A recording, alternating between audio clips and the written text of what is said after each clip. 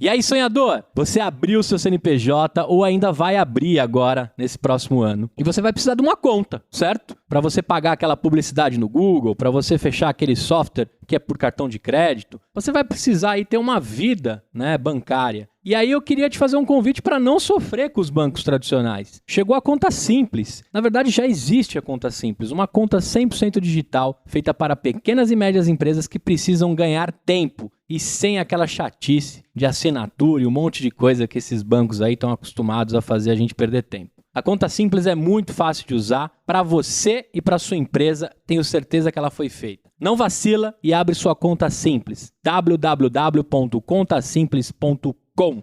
Valeu, sonhador! Começa agora o News Semanal, um programa de notícias do EmpreendaCast.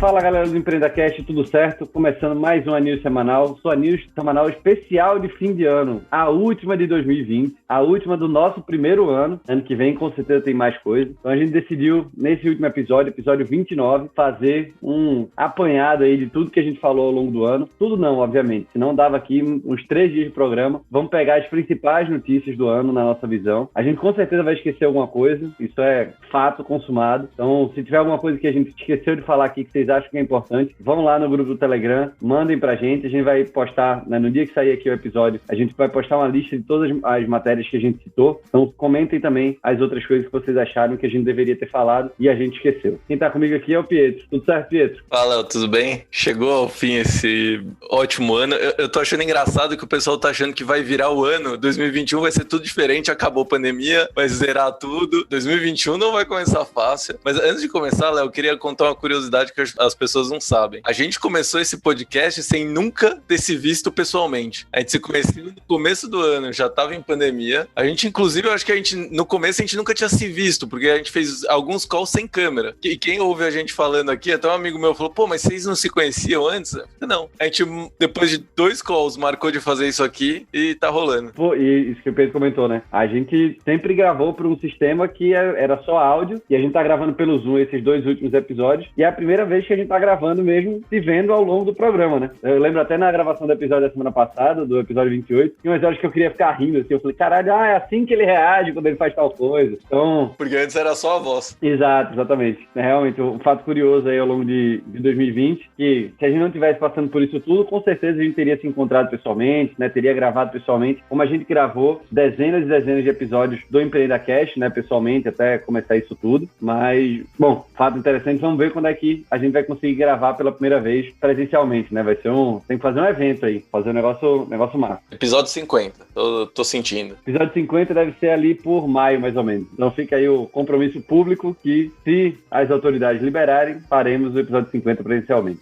Esse quadro é um oferecimento da nossa patrocinadora e pioneira com o EmpreendaCast, Verity, uma empresa que vai te ajudar na intensificação digital. A Verity é digital de ponta a ponta e todas as soluções são pensadas e orientadas pelo seu negócio. Entra lá no site, encontra os conteúdos, o site tá de cara nova e você também consegue entrar no Telegram, receber materiais incríveis em primeira mão lá da Verity. www.verity.com.br. Siga também nas redes sociais @Verity Digital. Lembrando que Verity é com TY no final. Primeiro grande tópico que a gente falou esse ano foram as Big Techs, tudo relacionado aí às grandes empresas de tecnologia do mundo, Apple, Google, Facebook, Amazon, e uma das coisas mais comuns aqui, que virou figurinha carimbada quase tanto quanto o TikTok, foram as audiências que essas Big Techs participaram e os processos de monopólio que principalmente Google e Facebook tomaram aí. Então, essas audiências e esses vários processos, né, de semana sim, semana também, principalmente de Google e Facebook, só mostram que o governo tá ligado, está se importando com o tamanho e o poder que essas empresas estão tendo, né, estão juntando, já que viraram coisas homéricas, assim, coisas gigantescas. Conta um pouquinho, Pedro, por que é tão importante a gente falar das Big Techs? Nos Estados Unidos, uma coisa que virou consenso é que as Big Techs têm importância demais. Ela virou uma coisa bipartidária, o que lá é muito importante para mostrar que é uma preocupação geral do país, e do meio do ano para frente é o que você falou, ficaram comuns as audiências no Congresso e no Senado americano, e ali aquelas umas fotos super bonitas com CEOs das 4 maiores empresas de tecnologia do país, respondendo por 5 horas, sendo sabatinados. Teve uma focado em Amazon, Apple, Facebook e Google. Teve outra que focou mais em redes sociais e trouxe também o Jack Dorsey do Twitter. Mas no fim, o que deu até agora foram 3 processos abertos contra o Google, um pelo Departamento de Justiça, que é federal, e outros 2 abertos por estados liderados ali por Texas e Colorado. Basicamente falando que o Google tinha um monopólio nos mecanismos de busca e o monopólio nos anúncios das pesquisas e dos mecanismos de busca. Um deles, inclusive, dos processos, cita que o Google deveria separar isso em 2 empresas. Uma empresa fazer o mecanismo de busca e outra empresa fazer o anúncio, e assim poderia ser um mercado aberto. Já do lado do Facebook foram 2 processos, um do Federal Trade Commission, o FTC, e outro de quase todos os estados, foram só 5 dos mais de 50 estados americanos que não entraram, falando que o Facebook usa práticas anticompetitivas e compra potenciais concorrentes, e Instagram e WhatsApp foram os principais exemplos. E esse processo, ele pedia mais coisa, ele pedia que o Facebook, o WhatsApp e o Instagram fossem divididos, então o Facebook ia ser obrigado a vender essas 2 empresas, e que o Facebook seja proibido de comprar qualquer empresa de valor igual ou maior a 10 milhões de dólares sem uma autorização expressa do governo. No Facebook, essa separação é mais simples porque as marcas elas já são separadas, né? No Google é tudo Google, tá tudo embaixo da Alphabet, mas ali Google você não vê muitas divisões. Facebook, claramente, são 3 redes sociais diferentes. O problema é que o Facebook nunca teve tão integrado como agora essas 3 redes sociais. Ele vem fazendo, né? Esse movimento nos últimos anos de integrar mensagem, perfil, informação, etc. Então é um banho de água fria grande se isso tiver que acontecer, né? Exato. Para empresas, você faz tudo na plataforma do Google e você comanda as 3 redes sociais. Acho que não vale nem a pena a gente falar das polêmicas envolvendo Facebook e eleições, foram muitas, mas continuando em Big Techs, a Apple não é rede social, não tem anúncio, mas também foi questionada sobre o seu monopólio, principalmente na App Store. Meio que ela manda e desmanda o que acontece na App Store, estaria favorecendo seus próprios aplicativos, mas por enquanto sem processo, só que não ficou sem briga, porque Epic Games, Spotify, Facebook e várias outras se juntaram, decidiram ir pro pau contra os 30% de taxa que a Apple cobra dessas empresas para vender qualquer coisa na App Store ou nos aplicativos distribuídos via App Store. Aí no final do ano, a gente já falou aqui na news, a Apple veio com a notícia de que ia reduzir isso para 15%, mas só para empresas pequenas, então Epic Games, Spotify, Facebook continuam tendo que pagar os 30%.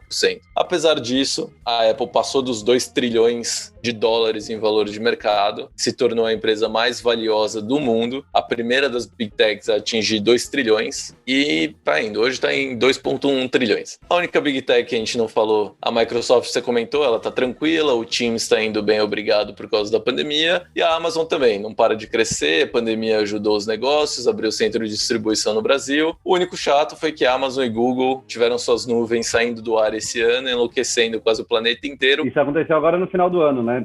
Principalmente do Google foi há pouquíssimas semanas, foi agora em começo de dezembro, na verdade, né? E de fato muita coisa parou. Foi engraçado ver os grupos, todo mundo comentando, pô, vai dar pra trabalhar, não vai, o que foi que aconteceu? E o Pietro comentou, né, no episódio que ele falou sobre isso, ele achou que tinha problema com tudo possível, internet, computador, roteador não sei da onde, e a última coisa que ele achou que poderia ter dado problema foi o Google, que foi justamente quem deu, né? Então só fala um pouco mais, né, da confiança que o Google passa por ser tão onipotente e onipresente em tudo que a gente faz. Então, de fato, foi uma surpresa, mas que se resolveu rapidinho ali. Foi uma manhã de segunda-feira, foi essa queda.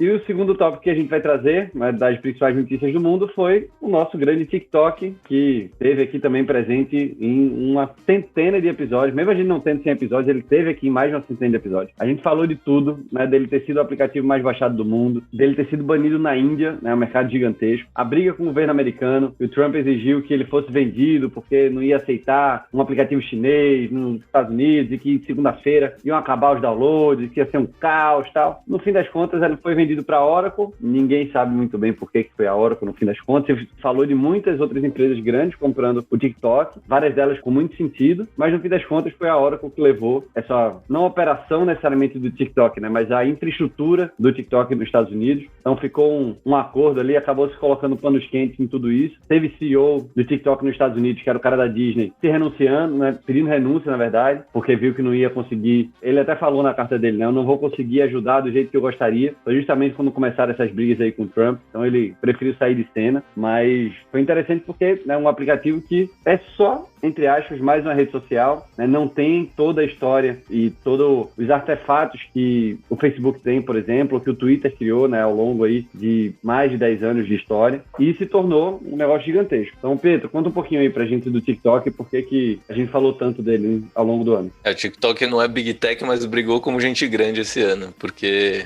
o crescimento acelerado, principalmente nos Estados Unidos, assustou. Vale lembrar que ele é o primeiro aplicativo chinês de rede social que de fato ganhou o mundo e não ficou só restrito à China. Por ser um país muito grande, é comum que startups e aplicativos fiquem restritos ao mercado local. E o TikTok não aconteceu isso, que inclusive o TikTok tem outro nome dentro da China, mas o TikTok acabou sendo o aplicativo mais baixado de 2020, passou de 800 milhões de usuários mensais ativos, foi banido e depois tiraram no Paquistão, foi banido na Índia, muito por causa daquela briga também entre Índia e China pelas fronteiras ali que demarcam os países, inclusive até com luta corporal na fronteira. Estados Unidos estava no meio de uma guerra comercial com a China, ainda está, apesar de estar mais tranquilo no noticiário, e o TikTok foi pego no meio do fogo cruzado e acabou sendo obrigado ali pela administração Trump a vender as suas operações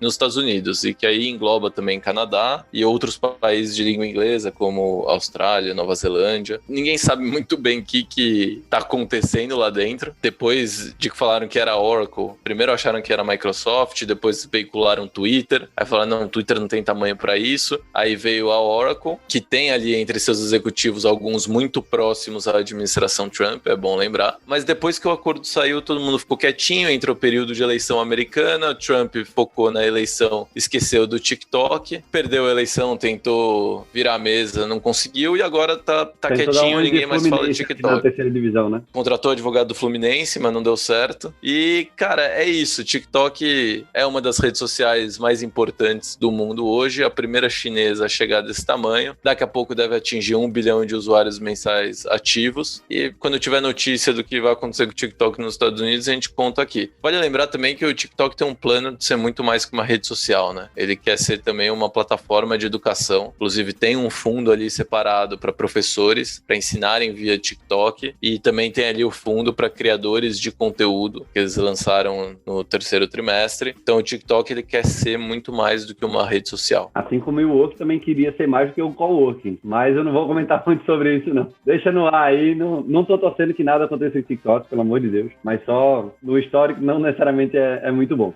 E olha só, sonhador, você que precisa alavancar o seu negócio para o próximo nível, esse bloco aqui é um oferecimento da Bluefields, uma aceleradora que possui um programa de pré-aceleração e de aceleração, tem programa de mentorias, escola de CEOs e vai te ajudar aí na sua jornada. Não adianta você tentar fazer tudo sozinho, a Blue pode te ajudar. Acelere o seu negócio, conecte-se com investidores e gere impacto. www.bluefieldsdev.com. Por falar em China, vou passar para a próxima notícia aqui ainda falando de China, que a gente quase teve o maior IPO da história. O maior IPO da história que não rolou, que foi o do Ant Group, que é comandado pelo Jack Ma. Bom, o Pietro vai contar um pouquinho da estrutura do Ant Group, né? O que é Ant Group, o que é Alibaba, o que é uma coisa, o que não é outra. Mas ia rolar, né? Se falou muito ao longo do ano, essa maior expectativa. Estava tudo preparado aí pro final desse ano, para novembro mais ou menos, rolar esse IPO, que se esperava que fosse o maior, né, da história. E no fim das contas, chegou lá o governo chinês, falou assim, olha, você tá cantando de galho demais aqui na minha terra, fica aqui quietinho, vem cá que a banda não toca desse jeito. E aí puxou o plug do IPO da Ant Group e, no fim das contas, botou água no chope aí da galera. E tudo indica que deve ficar para 2021, se acontecer, né? Tem gente até falando que pode ficar para 2022. Pietro, conta um pouquinho, o que é o Ant Group no fim das contas? Nasceu como braço financeiro do Alibaba, dentro do Alibaba, então acho que a grande maioria conhece, mas é a plataforma ali de e-commerce e suporte a pequenas e médias empresas na China. Muita gente, eu tenho certeza, já comprou ali alguma coisa pelo AliExpress. E eles nasceram para ser os serviços financeiros ali dentro do Alibaba e, desde conta digital até processar pagamento. Cresceu, fizeram um spin-off, chamaram de Ant Financial no começo. A Ant Financial começou a agregar vários produtos, porque já tinha a wallet, aí começou a fazer fundos de investimento, o que ficava parado de dinheiro ali na wallet, aí começou a colocar seguro, aí começou a colocar, sempre fez o pagamento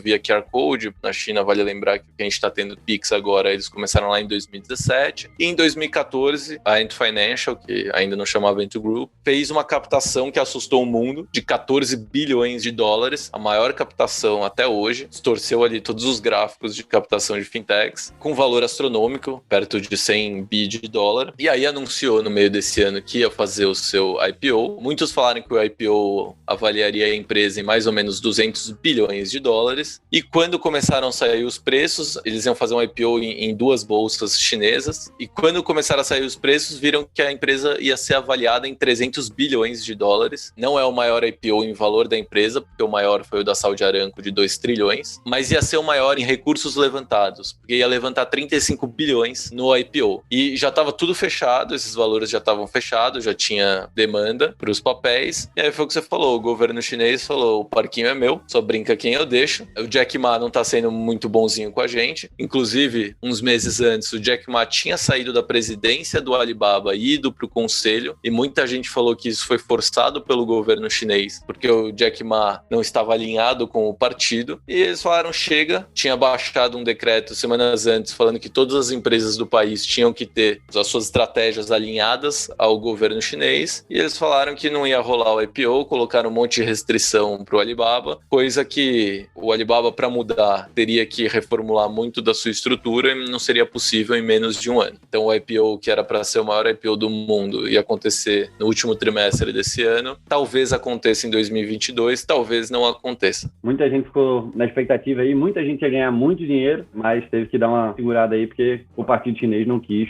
de fato, que o panda tocasse desse jeito.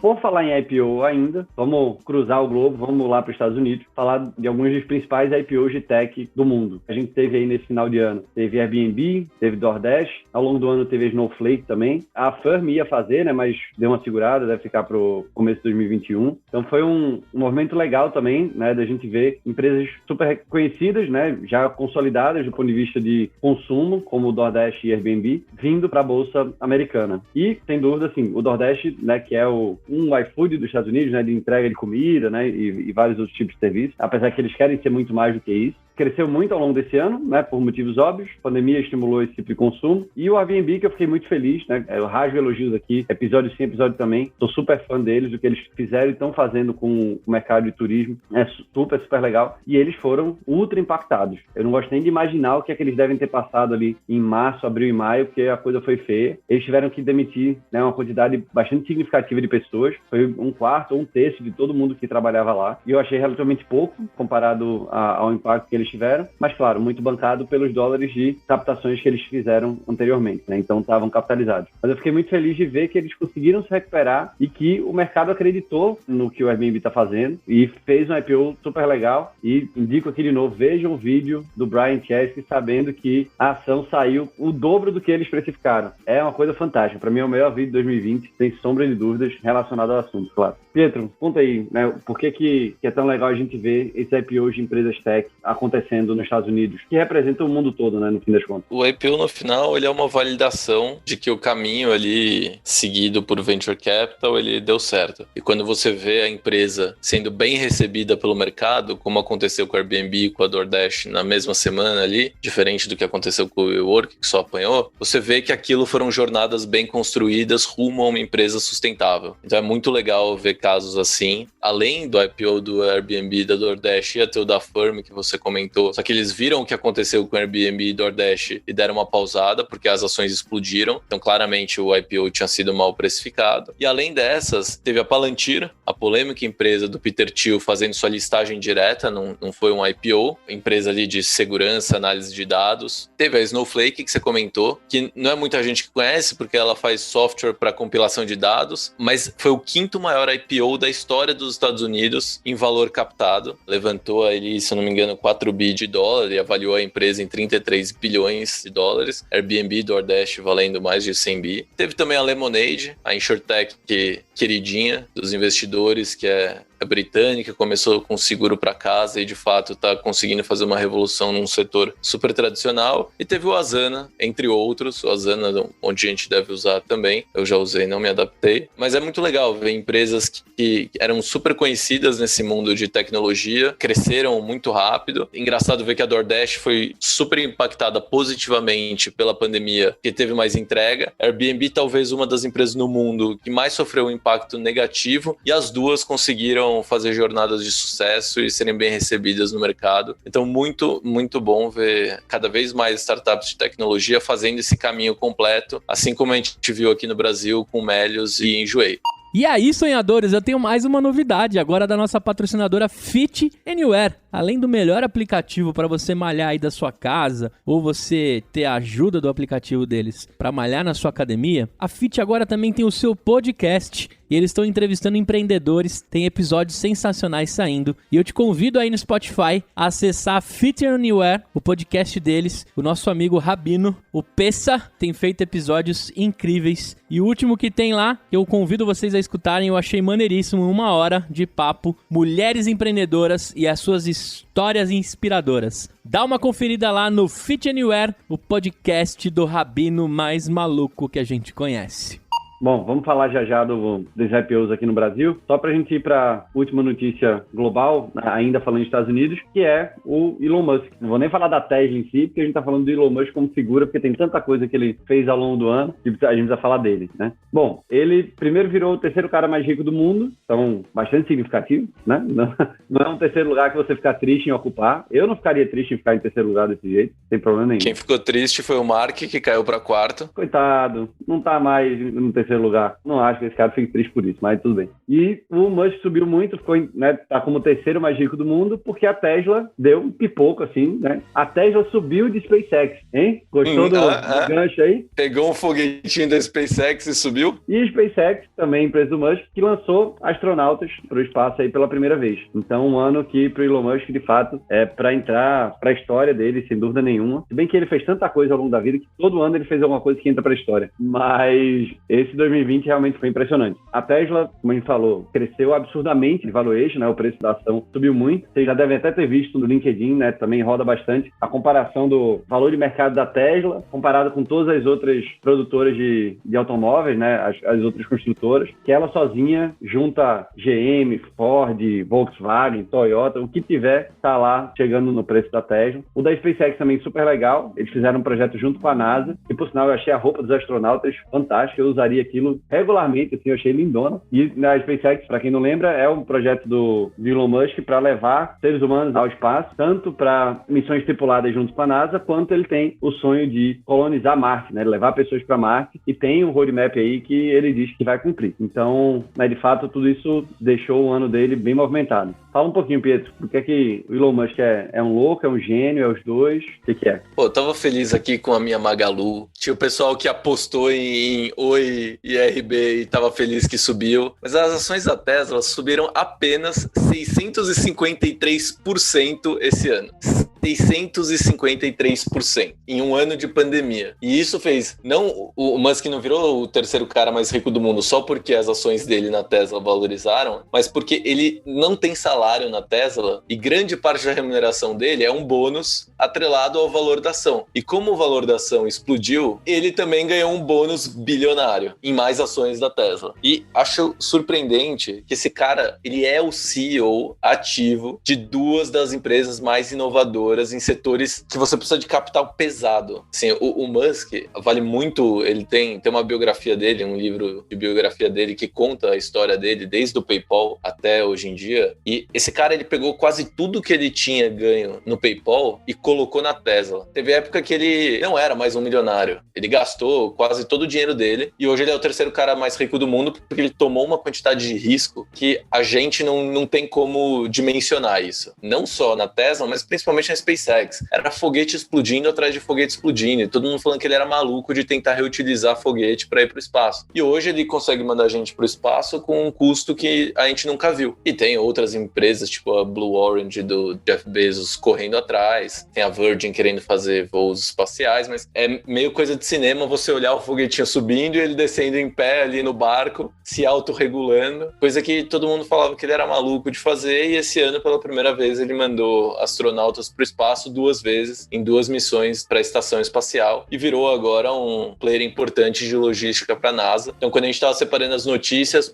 Tesla ia ser uma notícia, SpaceX ia ser outra, mas, cara, no final, a notícia mesmo aqui, que junta tudo isso, para mim, é o Musk, que apesar de ser um doido no Twitter e falar besteira mês sim, mês também, inclusive, num dos meses ele falou que ele achava que o preço da ação da Tesla estava muito caro. Esse doido, puta, às vezes a gente precisa ser meio doido para fazer as coisas acontecerem. Eu vejo a entrevista dele, eu fico preocupado com ele, que um dia ele vai ter um colapso e vai cair duro, porque não é possível que alguém normal consiga pensar e falar daquele jeito, assim, eu me assusto. No livro ele fala que ele trabalha 85 horas por semana. Pra você aí que 85 horas é pouco, muito, se você for CLT e trabalha 8, você trabalha 40 na semana. Ele trabalha 85 e ele falou que mais do que isso ele já tentou e não é saudável, mas 85 pra ele é tranquilo. Vale ficar, né, acompanhar de perto o que o Elon Musk tá fazendo, porque até porque esse cara faz de brincadeira, dá dinheiro. Tudo que o cara faz, 35 milhões aqui de lança-chama. E vamos lembrar que ele tá fazendo o Hyperloop também, né? Aqueles túneis pra ligar grandes centros americanos, que o carro sobe numa plataforma, vai num túnel super rápido e reduz drasticamente o tempo de viagem entre grandes centros americanos. Essa semana, inclusive, fez uma quantidade X de anos, que eu não vou lembrar agora, fez o aniversário do tweet dele que fez o começo do Hyperloop, né? Ele comentando assim, não é possível que eu tenha que pegar tanto trânsito. Eu deveria começar uma empresa de cavar um túnel pra você vir por baixo da cidade. Aí,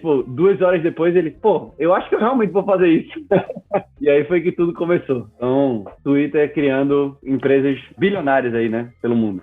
Bom, vamos aqui para a próxima notícia, agora chegando no nosso querido país Brasil, que tem sofrido bastante aí ao longo do ano, a gente sabe bem disso. Mas vamos falar de notícias legais, né? Notícias importantes, tretas também que rolaram, que adoram a treta. Mas vamos começar falando do lançamento do Pix, né? Muito se falou sobre o lançamento do Pix, se adiou, ia ser uma data, depois ia ser outra, depois começa de um jeito, depois começa de outro. Mas agora sabemos que está rolando, muita gente já usou. Santander investiu aí na Paula Rosa para ver se cadastrava suas chaves lá, mas pelo jeito não deu muito certo. Nubank dando uma jogadinha na interface ali para você cadastrar todas as suas chaves com eles. Mas no fim das contas, Pix rolando, todo mundo feliz. Como é que tá o sentimento do pessoal no mundo das fintechs, Pietro? O pessoal tá curtindo? Tem um bom horizonte para o que o Pix vai trazer aí pra gente? Ainda tá aquela fase de experimentação e de começar a lançar funcionalidades em cima, mas o fato é que em pouco tempo o Pix já virou um meio de pagamento relevante. São mais de 95 milhões de chaves cadastradas de 41 milhões de usuários. Então vale lembrar que cada pessoa pode cadastrar até 5 chaves em até 5 bancos. Então se você quiser cadastrar tudo em um banco só, você pode. Se você quiser cadastrar 1 ou 2 em cada banco, você pode também. Só em novembro foram 32 milhões de transações, né? Operações ali no Pix, com volume de quase 30 bilhões de reais. Vale lembrar que não foi em novembro inteiro operacional full. Então o Pix já se tornou um meio de pagamento relevante. Ainda é cedo para saber se ele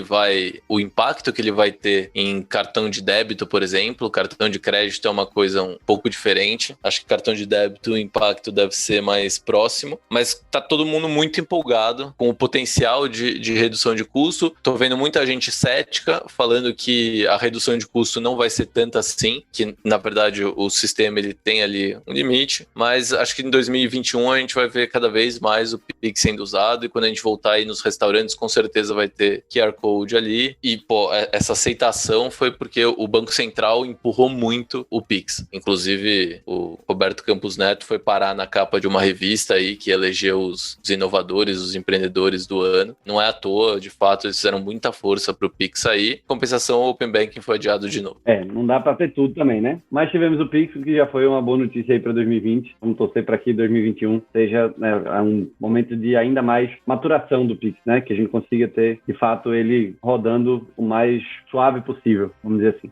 Bom, falando ainda de governo, a gente teve 2 pontos importantes. Foi o sandbox da SUSEP, né, que regula toda a parte de seguros, e o marco legal das startups, que foi validado aí, né, passou pela sessão da Câmara dos Deputados agora no finalzinho do ano e vai seguir para o Senado. Também, né, super importante, com o objetivo de desburocratizar, né, a criação de empresas e a gestão de empresas de tecnologia, principalmente. Fala de bastante coisa, tanto da abertura, falando de investimento anjo, de possibilidades de relacionamento das empresas com os seus funcionários. Então, um passo importante para a gente ter um mercado, ter um ecossistema ainda mais maduro, né? O marco legal foi aprovado na Câmara, agora precisa passar pelo Senado, pode ter alteração de texto e depois precisa da sanção presidencial. É um passo super importante para melhorar o ambiente de negócio, desburocratizar, melhorar a segurança jurídica. A gente comentou muitos pontos legais, mas ainda tem alguns pontos a melhorar. Acho que o principal deles é você ter um incentivo ali, ou uma equiparação a outros produtos de investimento incentivados, como CRIs, debêntures incentivadas, fundo imobiliário. Eu acho meio doido você ter isenção de imposto de renda para investir em fundo imobiliário e, startup, que é um negócio que gera emprego pra caramba, desenvolvimento de inovação no país, não ser incentivado. Para mim, são coisas um pouco contraditórias, mas eu sou desse mercado, então estou totalmente conflitado, assumo isso. Mas é um marco super importante. Vamos continuar de olho para ver se no Senado eles não fazem nenhuma besteira no texto, também se na sanção presidencial vai tudo certo sem veto, e tentar melhorar esse texto em alguns outros aspectos. E o sandbox, a gente comentou aqui já o que é um sandbox, é basicamente os órgãos reguladores deixando algumas empresas operar sem precisar aplicar todas as regulações, então com limites de capital menores, com outras coisas que burocratizam o processo e acabam sendo um custo grande para a inovação. O sandbox ele tira, mas em um ambiente sempre controlado, num tamanho controlado, para isso não afetar o mercado de forma sistêmica. E a CVM tem o dela e a SUSEP escolheu as insurtechs e seguradoras que vão participar desse primeiro sandbox deles, que a gente deve começar a ver os resultados no começo do ano que vem. Seguindo aqui, vamos falar aí de Nubank e Neon, que tanto adquiriram empresas, que fizeram algumas aquisições importantes ao longo do ano, quanto o Neon captou, né, um valor bastante significativo. A gente já vinha, né, há alguns anos vendo o crescimento de bancos digitais, né, o Nubank já é realidade há um grandíssimo tempo aí, não é novidade para ninguém, mas essas aquisições que aconteceram ao longo do ano só deixam o negócio ainda mais robusto, mostram que o Nubank e o próprio Neon também, com essa grana que eles levantaram, vão expandir, né, vão se tornar mais robustos do que simplesmente uma conta digital gratuita, né, um cartão bonitinho, um atendimento legal. Então, Pedro, fala pra gente aí, o que a gente pode esperar para os próximos anos, né, o que a gente viu esse ano, o que a gente pode esperar para os próximos anos dos bancos digitais? Eu vou cravar aqui que o Neon vai ser um dos próximos unicórnios brasileiros. Quando? Você quer que eu chute um mês aqui? Quero. Eu acho que ano que vem. Setembro do ano que vem. Tá, cara, se eu acertar, eu mereço um bolo. Eu dou um bolo bonitinho, depois você diz o sabor que você gosta, eu entrego na sua casa se acertar. Prometido aqui. Então, Nubank passou de 30 milhões de clientes. É o banco que tem mais chaves cadastradas no Pix. A gente já comentou aqui da malandragem que eles fizeram. Cris Junqueira foi cancelada na internet por causa de uma fala dela no Roda Viva. Comprou a Isinvest, setor de investimento superaquecido. Recebeu um novo aporte de 300 milhões de dólares, mesmo valor que o Neon recebeu também, e até próximo ali, quem viu de relance até confundiu as notícias. E o Neon comprou a Magliano, que foi a primeira corretora brasileira, a corretora que tinha o registro número 1 da CVM. Comprou também a Consiga Mais, e mostra uma coisa que, quem ouve a gente aqui semanalmente já tá cansado de me ouvir falar isso, mas é essa expansão de serviços financeiros na base desses grandes bancos, Nubank e Neon indo para cima de contas PJ. O Neon, inclusive, ano passado comprou a MEI Fácil, que era uma empresa muito focada ali em ajudar a gestão financeira do MEI. E eles estão comprando corretora, porque vão agora oferecer investimento. O Nubank lançou seguro de vida. Então isso vai ser cada vez mais normal, eles terem os produtos bancários que todos os bancos oferecem também. Espero que continuem com uma boa experiência e não tenham uma experiência de bancão que a gente estava acostumado.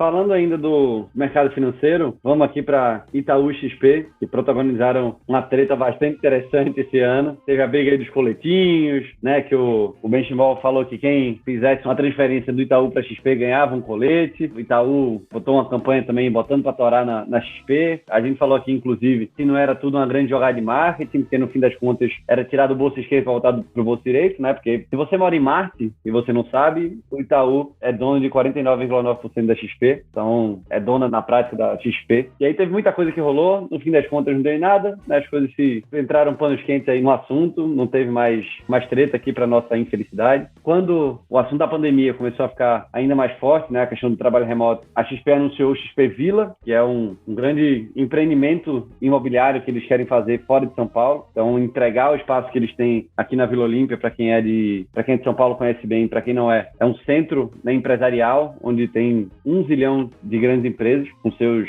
grandes escritórios, nessas torres lindas, maravilhosas, espelhadas. Então, a ideia da XP é criar esse empreendimento fora de São Paulo para que seja muito mais do que só um novo centro de trabalho, né? Eles querem, de fato, criar uma área ali para que os funcionários consigam não só chegar e trabalhar, mas que consigam quase uma mini cidade, né, da XP. Então, tem essa visão, vamos ver se isso vai se concretizar e quando vai se concretizar. Mas, Pedro, fala aí, a gente saiu de 2 grandes nomes para 2 nomes maiores ainda, né? Exato. Itaú e XP tiveram super ativos esse ano. Teve a briga, o Itaú Personalité partiu pra cima da XP, falando que, eles falam aqui dos nossos gerentes que tem meta, mas você sabia que a gente autônomo tem repasse ali nos produtos e você não sabe quanto é o repasse? Então ele tá conflitado também. Aí a XP foi lá e devolveu, o Itaú foi lá e zoou o coletinho, a XP falou que em 2020, pleno 2020, você não pode mais zoar a roupa das pessoas. Aí a XP distribuiu o coletinho preto na internet, agora no final do ano fez campanha para distribuir coletinho branco. Mas além de distribuir coletinho e talvez potencialmente no futuro virar uma marca de roupa, a XP também anunciou muitas coisas esse ano. Anunciou que vai virar um banco, vai ter cartão de crédito, alguns funcionários já receberam, já tá funcionando, vai ter conta, vai de fato ser um banco, vai ter crédito. Anunciou também o XP Vila, que nem você comentou, vai ser ali perto da Fazenda Boa Vista, que do lado também tem uma pista de aviação executiva. Então, Benchimol provavelmente já comprou a casinha dele ali na Fazenda Boa Vista. Com o jatinho dele, ele vai conseguir chegar tranquilamente no XP Vila, que segundo eles foi baseado na sede da Apple em Cupertino. Lançou também o XP Ventures, que é um braço estratégico de investimentos e parcerias com startups, fundos e hubs de inovação. A XP já olhava muito para esse mercado, fazia parcerias, comprou a Flipper esse ano e agora organizou toda esse contato com o ecossistema de inovação através do braço de XP Ventures. Anunciou trabalho remoto para sempre para quem quiser. Teve gente lá dentro que não gostou muito disso, porque tem um motivo de estar todo mundo junto. Que nem o Léo falou, para quem não conhece, a Faria Lima ali, que engloba Itaim e Vila Olímpia, que são 2 bairros ao longo da mesma avenida, é o centro financeiro de São Paulo. E tem ali todos os bancos, assets, grandes empresas. Então tem um motivo de estar todo mundo junto ali. Pô, você fazer reunião, você sai em 5 minutos, você está no prédio do cliente ou do seu assessor. Então teve gente ali que falou que não vai pro interior nada, que vai continuar no escritório lá. E o Itaú, do outro lado, anunciou que vai fazer um spin-off das ações que ele tem na XP.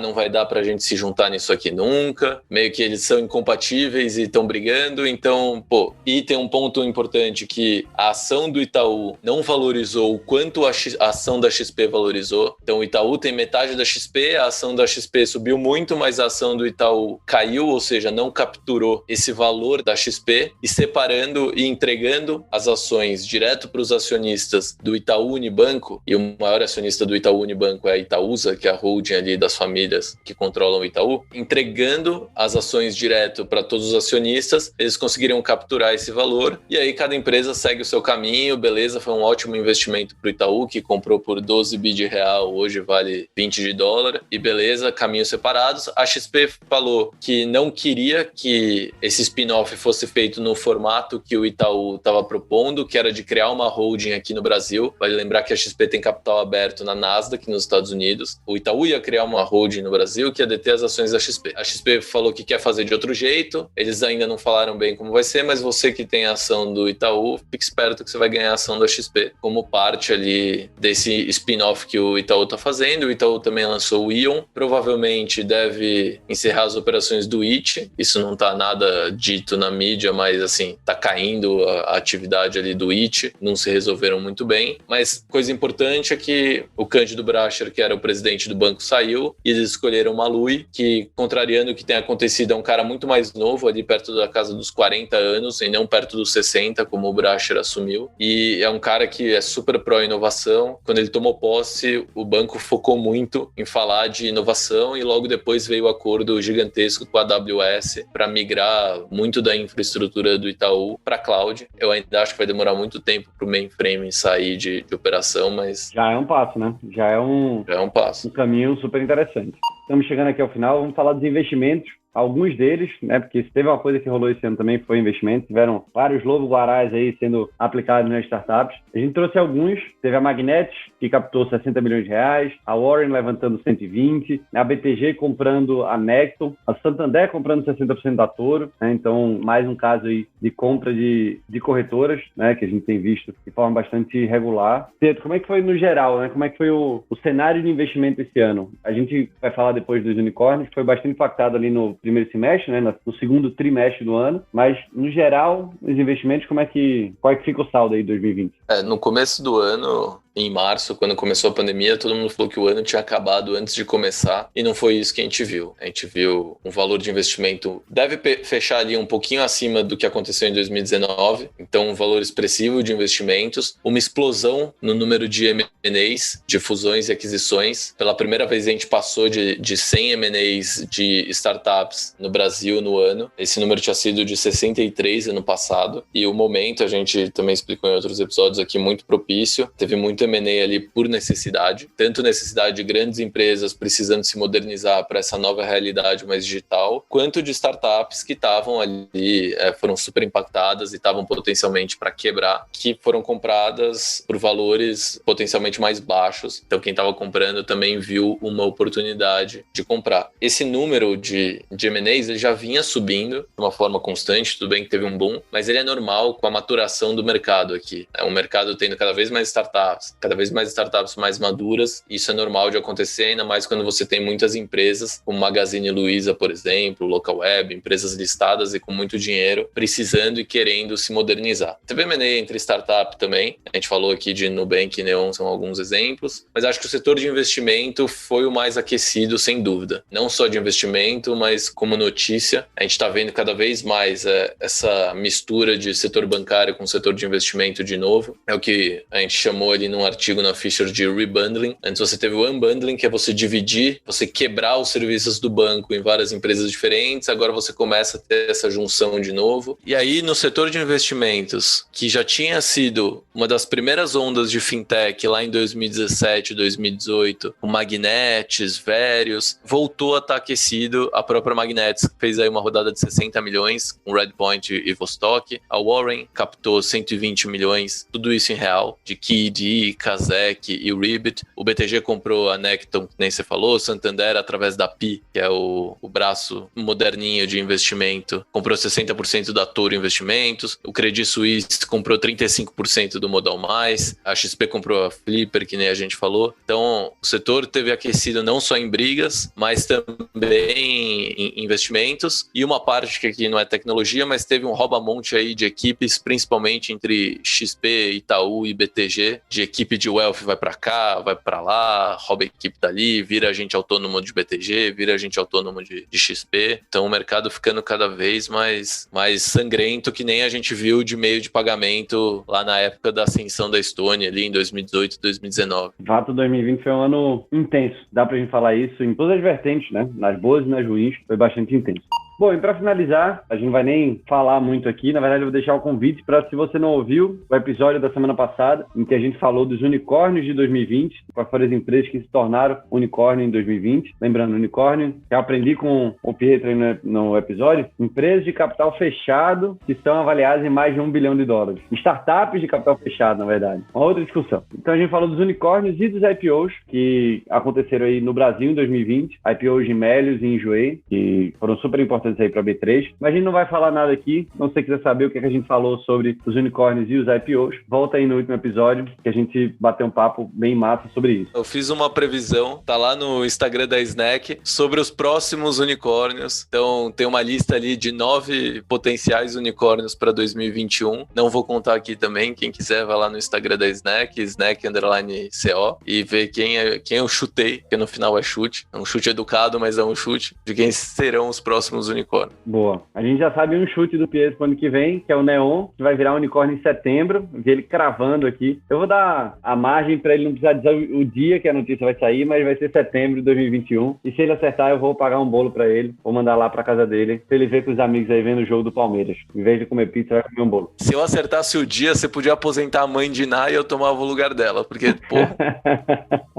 Pietro, então chegamos aí ao último episódio de 2020, ano que a gente começou a News Semanal, né? Semanalmente estamos, como o próprio nome já diz, né? Motivos óbvios, trazendo aí as principais notícias de Venture Capital, investimento, tecnologia, startup pra galera. Foi bem massa. Deixa aí a última mensagem de 2020 e 2021 a gente volta com certeza. Pô, queria agradecer você, agradecer o pessoal do EmpreendaCast pela parceria, agradecer o pessoal que ouve a gente. Obrigado. Desculpa qualquer coisa, a gente começou a gravar isso aqui meio... Pô, vamos fazer. E a gente começou, foi pegando o jeito com o tempo. Se você tem sugestão para novos formatos pro ano que vem, pô, avisa a gente. Se você quiser também que a gente faça isso aqui em vídeo, avisa a gente. Que aí, agora que eu e o Léo a gente tá se vendo, a gente pode gravar isso aqui. Mas só agradecer e falar pra vocês ficarem ligados que ano que vem tem mais, com certeza. Bom, valor melhor do que eu poderia falar, mas também queria agradecer todo mundo aí que acompanhou esse novo projeto aí do EmpreendaCast, junto com o pessoal da Ficha e da Snack. Foi super legal, né? Então, tanta coisa que rolou esse ano, né? Um ano tão intenso, como eu comentei. Então, é super importante a gente estar acompanhando as notícias. A gente sabe que não dá para acompanhar todas elas o tempo inteiro, porque todo mundo tem muita coisa para fazer. Então, a gente se dedica aí para juntar as principais notícias e trazer aqui para vocês uma visão geral do que é que rolou e das próximas notícias que a gente deve ver um pouquinho mais para frente, né? Então, bem massa esse projeto. Eu, particularmente, gosto bastante. Se a galera não quiser, a gente vai continuar, porque eu gosto. Então, a gente vai continuar fazendo do mesmo jeito. Então, tá tudo certo, pelo menos eu vou escutar, isso eu garanto. Então é a audiência que a gente precisa. Mas, sonhadores, contem aí pra gente o que é que vocês estão gostando, o que é que vocês querem que a gente mude, o que é que vocês querem que a gente faça mais, que a gente tá aqui pra ouvir e criar junto com vocês. Beleza? Galera, então, pela última vez aí em 2020, na News Semanal, obviamente. Valeu, obrigado e tchau!